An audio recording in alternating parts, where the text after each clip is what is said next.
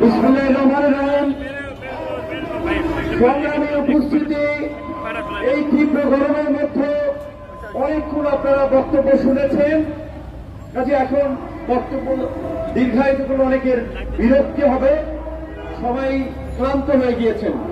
আমি ধন্যবাদ জানাই ঢাকা মহানগরকে, তারা বিশেষ করে অফিসে কথা বলতে বলতে তাৎক্ষণিকভাবে আমাদের এই দুর্নীতির নতুন বরপুত্র জেনারেল আজিজ এবং বেনজিরের ঘটনাকে আলোচনা করার মধ্য দিয়েই তারা একটা প্রোগ্রাম ঠিক করেছে যে এই মুহূর্তে বাজারে দ্রব্যমূল্যের দাম বাড়ছে, কেবল বাড়ছে।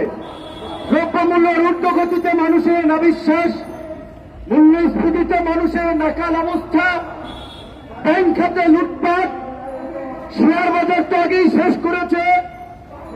ব্যাংক থেকে আগে যেটা বলেছে আমাদের নেতৃবৃন্দ, আগে ঋণ খেলাপি ছিল, এখন ব্যাংক খেয়া ফেলাইতেছে এবং একের পর এক যেভাবে অর্থ পাচারের সাথে বিভিন্ন জনের নাম উঠে আসছে, তারপরেও সরকার কারো বিরুদ্ধে কোন পদক্ষেপ নিচ্ছে না। কাজী রাজনৈতিক আন্দোলনের পাশাপাশি দেশের বিদ্যমান সমস্যাকে কেন্দ্র করে সামাজিক আন্দোলনও গড়ে তুলতে হবে, জনগণকে সম্পৃক্ত করে সামাজিক আন্দোলনের মধ্য দিয়েই এই ফাঁসিবাদ বিদায় করতে হবে।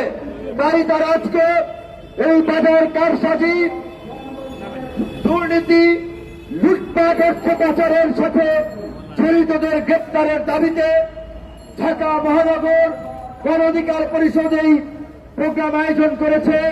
প্রোগ্রামে গণ অধিকার পরিষদের অঙ্গ সংগঠন, সহযোগী সংগঠন, ছাত্র যুব শ্রমিক অধিকার পরিষদের নেতৃবৃন্দ বক্তব্য রেখেছেন। আমি সবাইকে ধন্যবাদ জানাই। সাংবাদিক এবং সোশ্যাল প্ল্যাটফর্মে যারা আমাদের বক্তব্য প্রচার করছেন, অনেকক্ষণ দাঁড়িয়ে ভিডিও করছেন, পথচারীরা, তাদেরকেও ধন্যবাদ জানাই, শুভেচ্ছা জানাই, সালাম জানাই। আসসালামু আলাইকুম। বন্ধুরা, বক্তব্য বলেছে সাম্প্রতিক 3-4টি চাঞ্চল্যকর ঘটনা সবার বক্তব্যে উঠে এসেছে, কাজী সেইগুলো নিয়ে কিছু কথা বলতে হয়।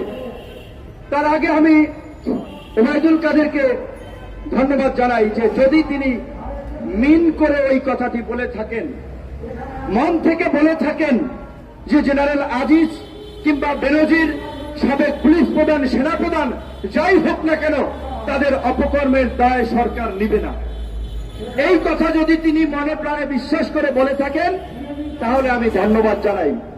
আর যদি অভিনয়ের জন্য, জনগণকে ধোঁকা দেওয়ার জন্য, আইওসের জন্য বলে থাকেন, তাহলে আমি ঘৃণা প্রকাশ করছি, আমি ধিক্কার জানাচ্ছি। কারণ এই পুলিশ প্রধান বেনজির, যার নাই কোনো নজির, আসলেই উনি বেনজির। তো এই বেনজিরকে পুলিশ প্রধান কে বানিয়েছে? ধাপে ধাপে প্রমোশন দিয়ে ঢাকা মেট্রোপলিটনের এই ডিএমপির কমিশনার, র্যাবের প্রধান, তারপরে পুলিশ প্রধান কে বানিয়েছে? শেখ হাসিনা বানিয়েছে। কাজে এই বেনজিরের অপকর্মের দায় শেখ হাসিনাও এড়াতে পারেন না। একইভাবে এই পুরান ঢাকার সন্ত্রাসী পরিবারের সন্তান, কুষ্টি শুদ্ধ সন্ত্রাস, আপন ভাইয়েরা সন্ত্রাস, খুনি, 90-এর দশকে 7 স্টার গ্রুপ, 5 স্টার গ্রুপ, বিভিন্ন সন্ত্রাসী গ্রুপ যারা নিয়ন্ত্রণ করত এই আজিজ পরিবার, সেই পরিবার থেকে প্রধানমন্ত্রী, সেনা প্রধান নিয়োগ দিয়ে তার রুচি এবং তার মানসিকতার বহিঃপ্রকাশ করেছেন। আজিজকে কে সেনা প্রদান করেছে? এই সরকার প্রধান, এই শেখ হাসিনা সেনা প্রদান করেছে। কাজেই তাদের মানসিকতায় যে লুটপাট, গুম, খুন, সেটা তো তারা উচ্চ পদে খুনি, লুটেরা, দুর্বৃত্তদেরকে বসিয়ে প্রমাণ করেছে। আমাদের সংগ্রামী সভাপতি ঢাকা মহানগর উত্তরের মিজান ভাই বলেছে, প্রধানমন্ত্রী 42টা টেলিভিশন, পত্র পত্রিকার সামনে কথা বলছেন, সাংবাদিকদেরকে গরু ছাগল মনে করছেন, মানুষকে পাগল মনে করছেন, উন্মাদ মনে করছেন, তাই তিনি মিথ্যে বলে যাচ্ছেন।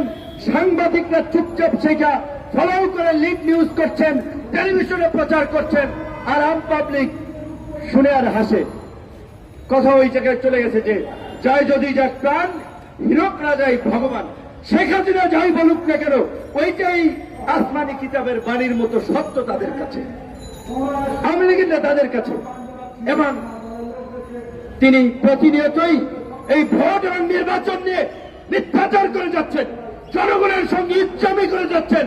যে জনগণ আমাদেরকে ভোট দিয়েছে, আমরা এদেশে জনগণের ভোটের অধিকার ফিরিয়ে দিয়েছি, ভাতের অধিকার ফিরিয়ে দিয়েছি, আওয়ামী লীগ না থাকলে এদেশে উন্নয়ন হয় না, এই সমস্ত ফালতু কথা বলে বেড়াচ্ছেন, ইচ্ছামির কথা বলে বেড়াচ্ছেন একটা দেশের প্রধানমন্ত্রী, এবং রাষ্ট্রীয় মস্করা করছে। ওই যে আমাদের এক ভাই বলছে না, দুইজনে গল্প করতেছে, আবার ফেসবুকে দেখলাম লেখি হচ্ছে, একজন জিজ্ঞাসা, ভাই দেশের অবস্থা কি? তার দেশের অবস্থা জেলখানার মতো। কেমন? জেলখানায় আজান দেয় ছিনতাইকারী, ইকামতি করে চোর, নামাজ পড়ায় খুনি, তাই না? জেলখানায় তো ম্যাক্সিমাম অপরাধী নেই, জেলখানায় তাদের সাজা হয়, তারা থাকে। তো সেইখানে তো ইমামতিও করে সেই অপরাধীরা, নামাজও ওই আজানও দেয় আপনার অপরাধীরা, আবার মুনাজাতও ধরে সেই অপরাধীরা। তো আজকে এই দেশের দিকে যদি তাকান, এই দেশ কারা চালাচ্ছে? ওই ছিনতাইকারী, চোর, ডাকাত, লুটেরারা চালাচ্ছে। কারণ আজকে জনগণের ভোট কেড়ে নিয়ে, জনগণের উপর অত্যাচার, নির্যাতন, গুম খুন চালিয়ে একটা অলিখিত রাজতন্ত্র কায়েম করে আজকে এই দেশের মানুষের সঙ্গে ইচ্ছামি করছে, প্রহসন করছে, ভোট চোরে। তো লাগে আমার কাছ থেকে ক্লু নিয়ে নিয়ে আলরাজিতে আমি বসি, 3 জন ডিআইজির তথ্য আমি দেব, কিন্তু এই রকমের 3 জন ডিআইজি না, অনেক ডিআইজি আছে। তো আজকে ওই যে আমাদের সেক্রেটারি সাহেব যেটা বলছিলেন, দুঃখ লাগে, সবাই বিবেকহীন হয়ে যাচ্ছি। যে রিক্সাওয়ালা ভাইরা বক্তব্য শুনছে, তাদেরকে সরাই দিচ্ছে কে? ধরেন একজন কনস্টেবলের বেতন কয় টাকা? বলে তবে রিক্সাওয়ালা ভাইয়ের চেয়ে তার ইনকাম কম, সত্য মানতে হবে। রিক্সাওয়ালা ভাই যদি গায়ে খাটে 500-600 টাকা ইনকাম করতে পারে, ধরেন 1020 টাকা মাসে থাকে। একজন পুলিশের কনস্টেবলের শুরুর দিকে যারা ঢোকে, তাদের বেতনও কিন্তু 20,000 টাকা না। এখন ঘুষ না খাইলে বলেন, এই যে পুলিশ আইন শৃঙ্খলা বাহিনী, তিনি একজন পুলিশ সদস্য, তার মর্যাদাটা আছে এই সমাজে কোথায়? একজন কনস্টেবল এই ঢাকা শহরে বাসা ভাড়া দিয়া, বউ বাচ্চা নিয়ে থাকার মতো কোন অবস্থা আছে? ডিআইজিরা তো মালপানি কামাইতেছে 100 কোটি টাকা, বেনজির কামাইছে 1000 কোটি টাকা, আর ওই যে কনস্টেবল, এসআই, তারা কিন্তু বউ বাচ্চা নিয়ে ঢাকায় থাকতে পারে না। নিশ্চয়ই সব পুলিশ খারাপ না। আর্মির এই আজিজরা ক্ষমতার দাপট দেখিয়ে খুনি ভাইদেরকে, রাষ্ট্রপতিকে ম্যানেজ করে মাফ করাইছে, দেশ থেকে পার করাই দিছে। তারা ব্যবসায়ী, তারা জনপ্রতিনিধি হয়ে গেছে অনেকে, কিন্তু অনেক যারা সৎ অফিসার আছে, তারা খুব কষ্টে জীবনযাপন করছে। নিশ্চয়ই সব জায়গায় ভালো মন্দ আছে। তো এই যে পুলিশ ভাইয়েরা, সেনাবাহিনীর সদস্যরা, আপনাদের মধ্যে যারা ভালো আছেন, তাদেরকে অনুরোধ করব, আপনারা সাহস করে এই বেনজিরের মতো কুলাঙ্গার এবং আজিদের মতো কুলাঙ্গারকে সেনাবাহিনীর সমস্ত ক্যান্টনমেন্ট এবং পুলিশ প্রতিষ্ঠানে অবাঞ্ছিত ঘোষণা করুন। কারণ এই 2 জন কুখ্যাত ব্যক্তি বাংলাদেশের 53 বছরের ইতিহাসে সামরিক বাহিনীকে কলঙ্কিত করেছে, পুলিশ বাহিনীকে কলঙ্কিত করেছে, এবং তাদেরকে বিচারের মুখোমুখি হতেই হবে। আমাদের কথা পরিষ্কার, শুধু বেনজির এবং আজিজ নয়, আরো যারা জনগণকে জিম্মি করে বিশিষ্ট শিল্পপতিতে পরিণত হয়েছেন, ব্যাংক লুটেরা, সেটা আলম হোক, বসুন্ধরা হোক, তাদের বিরুদ্ধে ব্যবস্থা নিতে হবে। এই লুটেরাদের বিরুদ্ধে সরকার যদি ব্যবস্থা না নেওয়া হয়, শেখ হাসিনাকে আমরা বলতে চাই, জানারা ইমামরা যেভাবে গণ আদালত বসিয়ে যুদ্ধাপরাধীদের বিচারের দাবিতে গর্জে উঠেছিল, আমরা আজকে জনগণকে নিয়ে গণ আদালত গঠন করে দুর্নীতিবাদদের বিচার করব, দুর্নীতিবাদদের সম্পদ জনগণের মাঝে বিলিয়ে দেব। এই জনগণকে জেগে উঠতে হবে। আমাদের বন্ধুরা বলেছে, পৃথিবীর সমস্ত জায়গায় এই ধরনের দুঃশাসন যখন চেপে বসেছে, ছাত্র যুবক তরুণদের ছাড়া পুরা মানুষ দিয়া পরিবর্তন হয় নাই। এখন বুড়া মানুষদেরকে অসম্মান করছি না। এই যে নাজিম ভাইয়ের মতো বয়স্ক মানুষ আমাদের মতো তরুণের শক্তিতে চলে ওঠে, এই যে মিজান ভাইয়ের মতো বয়স্ক মানুষরাও সিনিয়র মানুষরা কিন্তু গণ অধিকার পরিষদের সাথে থেকে লড়াই সংগ্রাম করছে। কাজে তরুণ কিংবা তারুণ্য বয়সের প্রেমে না, কাজের মধ্যে দিয়ে প্রমাণিত। আজকে আমরা আন্দোলন সংগ্রাম অনেক দেখেছি, কয়েকজন সিনিয়র নেতাকে দেখেছেন পুলিশ যখন লাঠিচার্জ করে পুলিশের সামনে সিনা টান টান করে দাঁড়িয়ে যায় কর্মীকে রক্ষা করতে। কয়েকজন নেতাকে দেখেছেন রাজপথে কর্মীদের সাথে থেকে ধাওয়া পাল্টা দেওয়া লড়াই সংগ্রাম করে শেষ পর্যন্ত মাঠে থাকতে। সেই নেতৃত্ব কিন্তু এখন দেখতে পাচ্ছি না। কাজে নেতারা যদি সেফটির জন্য সিপাহী চাপড়া চলে যায়, কর্মীরা কোন দুঃখে রাজপথে থাকবে? কাজে যারা রাজপথে থেকে নেতৃত্ব দিতে পারবেন, লড়াই করতে পারবেন, নিজের কর্মীদেরকে রক্ষা করার জন্য নিজে ঢাল হয়ে দাঁড়াবেন, তারাই আজকের এই সংকট থেকে উত্তরণের নেতৃত্ব দিতে পারবেন এবং গণ অধিকার পরিষদ সেটা দেখিয়েছে। নতুন শক্তির উত্থান ছাড়া, নতুন বিপ্লব ছাড়া এই অবস্থার উত্তরণ হবে না, হবে না। কাজী ছাত্র যুবক তরুণ ভাইদেরকে আমি বারবার অনুরোধ করব, ৭১-এর দিকে তাকান। এই স্বাধীনতার সংগ্রামকে যারা নেতৃত্ব দিয়েছিল, মুক্তিযুদ্ধের ৪ খলিফা বলা হয়, আসম আব্দুর রব, আব্দুল কুদ্দুস মাখন, নূরে আলম সিদ্দিকী, শাহজাহান সিরাজ, ২ জন তৎকালীন ছাত্রলীগের নেতা ছিলেন, ২ জন ডাকসুর ভিপিজিএস ছিলেন। ছাত্রলীগের নেতা এবং ডাকসুর ভিপিজিএস ছিলেন, তাহলে নিশ্চয়ই তাদের বয়স ৩০-এর নিচে ছিল, তাদেরকে মুক্তিযুদ্ধের ৪ খলিফা বলা হতো। ৭ জন বীর শ্রেষ্ঠের দিকে তাকান, যাদের অধিকাংশের বয়স আপনার ২২-২৩ থেকে ৩০। তারপরে মুক্তিযুদ্ধের আরেকজন কান্ডারি যখন জাতি দিগ্ভ্রান্ত, আওয়ামী লীগের নেতারা যখন কলকাতার থিয়েটার রোডে মুক্তিযুদ্ধের নামে তাস খেলায় মস্ত হয়েছেন, দেশ জাতির আচ্ছা দিগ্ভ্রান্ত অবস্থার মধ্যে ছিলেন, কি করবে বুঝে উঠতে পারছিল বঙ্গবন্ধুকে গ্রেপ্তারের পরে। খামিনের বাসিয়ার মতো ওই একজন মেজর, প্রধানমন্ত্রীর ভাষায় তিনি ৪০০ টাকার মেজর, সেই ৪০০ টাকার মেজরই কাম কিন্তু ঘটাই দিছিল। সারা দেশ জাতিকে মুক্তিযুদ্ধে ঝাঁপিয়ে পড়ার আহ্বান জানিয়েছিল, তার বয়স ছিল মাত্র ৩৫। কাজে আজকের তরুণ এবং যুবকরা এই দেশ আপনাদের নেতৃত্বের জন্য হাত ছাড়িয়ে দিয়ে যাচ্ছে। আপনাদেরকে রাজপথে আসতে হবে, রক্ত দিতে হবে, ইতিহাস গড়তে হবে। এই আওয়ামী লুটেরা তাদের পরিণতি ইতিমধ্যেই তারা ভোগ করতে শুরু হয়েছে। আমাদের সংগ্রামী সহযোগিতা বলেছে, আমরা প্রতিহিংসা পছন্দ করি না, আমরা বলছি আমরা একটা সম্প্রীতির, সহনশীলতার একটা ইনক্লুসিভ রাজনীতি আমরা করতে চাই। কিন্তু এই যে সাম্প্রতিক যে ঘটনাটি ঘটল, আনোয়ারুল আজিম 7 মাস আগে প্রতিদিনের বাংলাদেশ যেন কি একটা পত্রিকায় নিউজ হয়েছিল যে মানুষ পেটাতে পটু এমপি আনার, 7 মাস আগে নিউজ হয়েছে। কি ভাগ্যের নির্মাণ পরিহাস দেখেন। আর তারে মানুষ কুফাই কুফাইয়া ভাগ করছে, সে মানুষ পিটাইছে জীবিত থাকতে, তারে মানুষ কোপাই কোপাইয়া ভাগ করছে, হাড্ডি থেকে মানুষ আলাদা করছে। আহা কি নির্মম! এই মৃত্যু যেন আল্লাহ কাউকে না দেয়, আমরা আল্লাহর কাছে ফরিয়াদ করি। কিন্তু এই রকমের একজন সোনা চোরা চালান, মাদক ব্যবসার সাথে জড়িত একজন দুর্বৃত্ত, 3বার বাংলাদেশের আইন প্রণীত হয়েছে। পুলিশ, আর্মি থেকে শুরু করে সবাই তাদেরকে সেলুট দিয়েছে, কারণ তিনি সংসদের প্রতিনিধি। এইরকম একটা দুর্বৃত্তকে এই সুযোগ কে দিয়েছে? আওয়ামী লীগের মনোনয়ন বোর্ডের প্রধান শেখ হাসিনা। তাহলে শেখ হাসিনা কি এই দায় এড়াতে পারেন? পারেন না।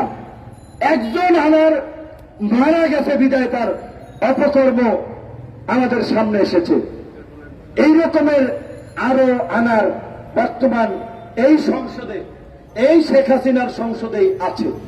এমনকি মন্ত্রিত্ব দায়িত্ব পালন করছেন।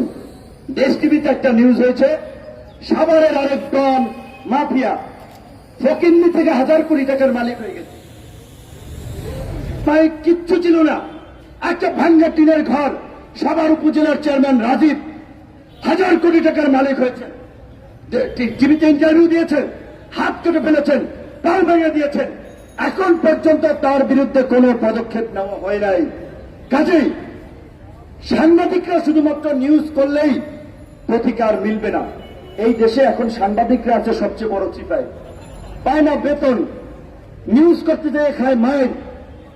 আমরা তো তাও রাস্তায় দাঁড়িয়ে প্রতিবাদ করি, সাংবাদিকদের প্রতিবাদটা করে কে দেখেন? আপনারা জানেন পুলিশের কনস্টেবলের বেতনের কথা বললাম, সাংবাদিকরা অনেক সাংবাদিক 10-15 হাজার টাকা এই সময় বেতন পায়। আপনাদের মেইন স্ট্রিম মিডিয়ায় 20,000 টাকা বেতন পায়, 25,000 টাকা বেতন পায়। 20,000 টাকার বেতনে তাদের কি হয় কম? অথচ তারপরে ধরেন স্বাধীন সাংবাদিকতা, সংবাদ মাধ্যমের ভূমিকা, সাংবাদিকদের 14 গোষ্ঠী উদ্ধার আমরা কিছু হলেও করি, ঠিক আছে। অনেক অসৎ সাংবাদিক আছে, সেটা আলাদা বিষয়, কিন্তু অনেক আছে মন প্রাণে জার্নালিজমটাকে ধারণ করে, কিন্তু তারা তাদের জীবিকার সাথে সংগ্রাম করে এই পেশায় টিকতে পারছে না। অনেকে পেশা পরিবর্তন করছে, অনেকে হাউজের বিরুদ্ধে বলায় চাকরি চলে যাচ্ছে। কিছু আগে আমাদের একজন শুভাকাঙ্ক্ষী ভাই তার চাকরি চলে গেছে, কারণ তিনি একটি সমালোচনা করে স্ট্যাটাস দিয়েছিলেন, এই যে আমাদের এলিট ভাইয়েরা একটা আলোচনা সভার আয়োজন করছে, প্রেস ফ্রিডম আন্তর্জাতিক এনজিওর ফান্ডিং এর প্রোগ্রাম, তো সেই প্রোগ্রামে আবার যারা আলোচক তাদের ধরেন অনেকে ঢাকায় ফ্ল্যাট প্লট তারা প্রতিষ্ঠিত, তো কাজেই তারা যেভাবে স্বাধীন সাংবাদিকতাকে দেখতে পারবে, মাঠের এই সাংবাদিকরা কাজ করতে গিয়ে দেখছে আওয়ামী লীগের যুবলীগের অনেক সময় এক নেতা নিউজ করতে যেয়ে ধাক্কা খাওয়া লাগে, অফিসের মধ্যে ঢুকাই নিয়ে মায়ের দিয়ে আধা মারা কইরা তারপরে সাইডে ক্যামেরা করা ভাঙ্গা, আবার ক্যামেরা কার প্রত্যেকটা হাউসে ফোন দেবে, সবটা আওয়ামী লীগের এমপি মন্ত্রীরা মালিক। কাজে ছাত্রলীগ যুবলীগ যদি এই আওয়ামী লীগের লোকেরা সাংবাদিকদের মারেও, ওইটা নিয়ে সাংবাদিকরা রাস্তায় প্রতিবাদ করবে বিচারের দাবিতে, যে 24 ঘন্টার মধ্যে সাংবাদিকের গায়ে যারা হাত তুলেছে তাদেরকে গ্রেপ্তার করতে হবে, এও জোর দিয়েও বলতে পারে না। আনার এমপি আনার মারা গিয়েছে, কয়েক ঘন্টার মধ্যেই স্বরাষ্ট্রমন্ত্রী বলে দিয়েছে এই ঘটনার সাথে ভারতীয়রা কেউ জড়িত না। ভালো, আপনার কাছে তথ্য আছে, ভালো, আপনি ভারতকে সেভ করতে মানে ভারতের ভাষণের নাম মুখে আনা যাবে না, তো এখন আকাম কুকাম ভারত করলে বলা যাবে না, কারণ তারা তো ভারতের গোলামি দাসত্ব করে ক্ষমতা আছে। এখন সেখানে ভারতের সম্মান, ওই যে বলছে স্বামী স্ত্রী সম্পর্ক, ওই স্বামী রাষ্ট্রের সম্মান রক্ষা করার জন্য তারা আগেই এই কথা বলে দিচ্ছে নাকি অন্য কিছু আমরা সেটা জানি না, কিন্তু তাও ভালো। স্বরাষ্ট্রমন্ত্রীকেও একটা ধন্যবাদ দেব, ওবায়দুল কাদেরের মতো মুখে ধন্যবাদ দিতে তো আর পয়সা লাগবে না, কষ্ট করা লাগবে না, যদি সত্যিকার অর্থে তথ্যের ভিত্তিতে বলে থাকেন। তো আমি আপনাকে জিজ্ঞাসা করতে চাই মাননীয় স্বরাষ্ট্রমন্ত্রী, আপনি একজন বীর মুক্তিযোদ্ধা, অবশ্যই এখন আওয়ামী লীগ করেন, ভোট ডাকাতের সঙ্গী হয়েছেন, ব্যাংক ডাকাতের সঙ্গী হয়েছেন, লুটেরা খুনিদের সঙ্গী হয়েছেন, চ্যাপ্টার বাদ দিলাম, কিন্তু মুক্তিযুদ্ধে আপনার অবদান ছিল।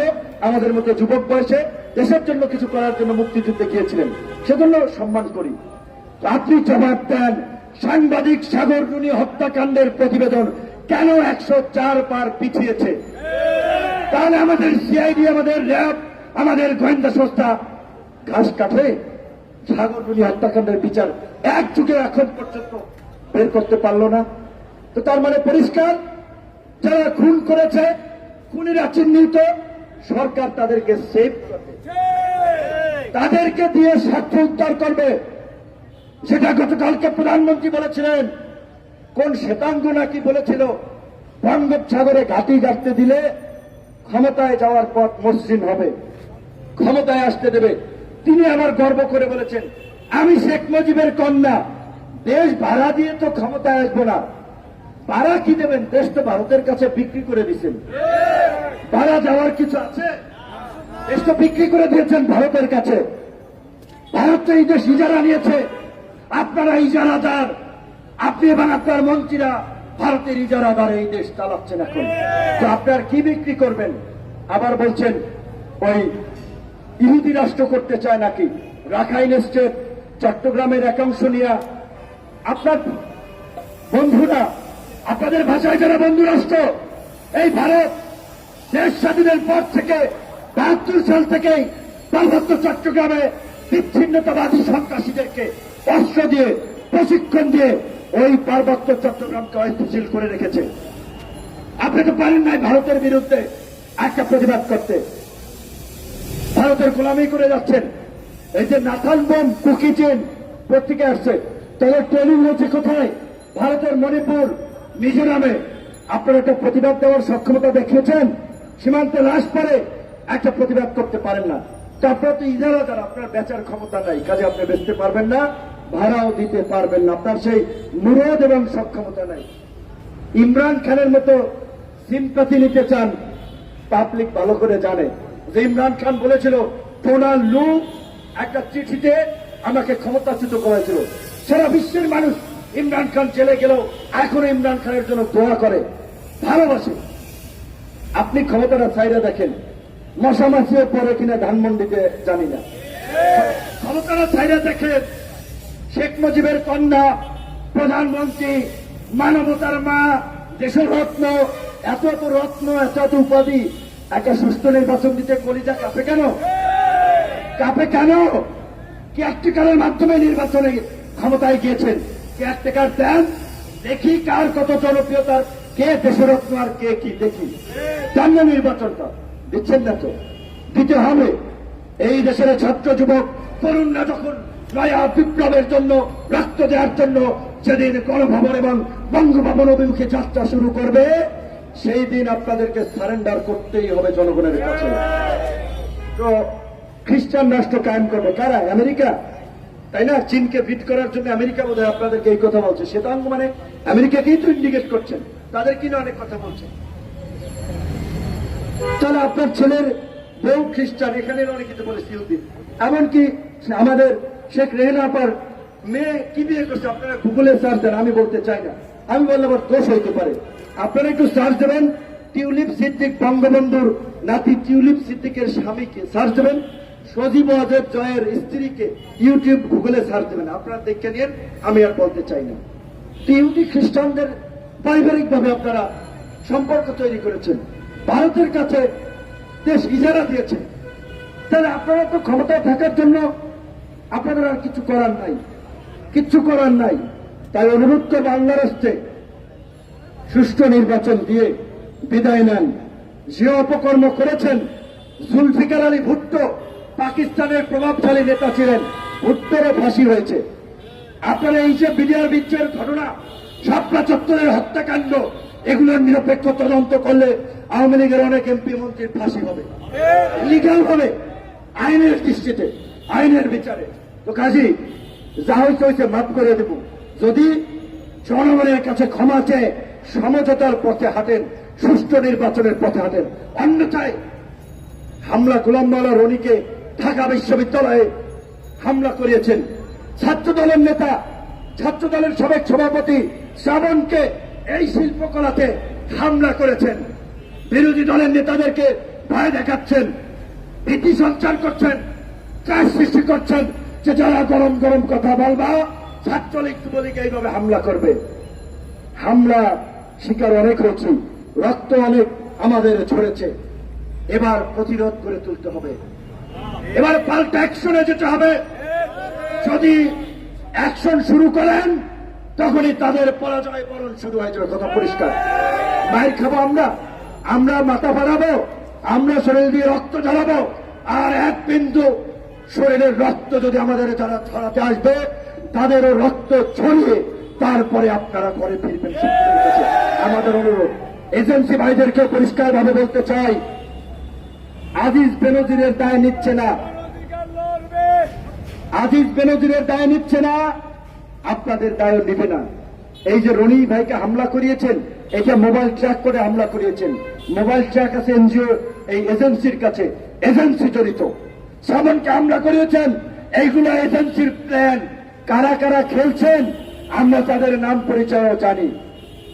আপনারাও কিন্তু সাইজ হয়ে যাইবেন। আমরা সাইজের উপরে আছি 12 বছর, আমাদের আর ভয় নাই, আমাদের আর ভয় নাই।